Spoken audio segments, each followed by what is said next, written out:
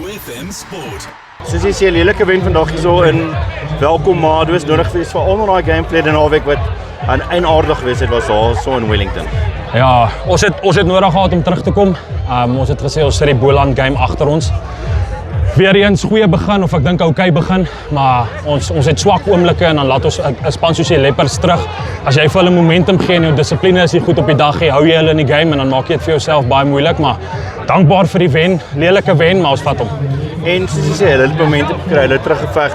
Dit was amper geweest, maar julle het ook karakter gewys daar in die laaste 5 minute om hom deur te trek. Ja, soos ek sê, dissipline vandag was nie baie goed geweest nie.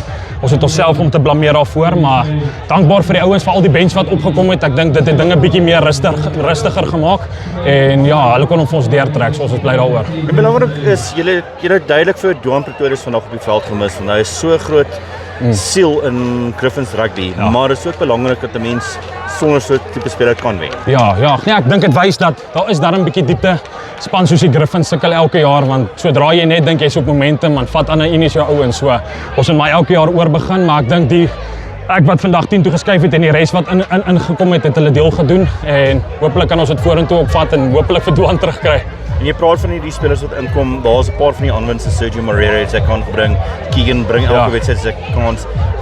Justin het baie opgewonde gelyk op die veld. Frankfurt bal vir julle gegee. So dit is belangrik dat julle daai spelers. Ja, ek dink dit is belangrik dat ons daai momentum moet bou.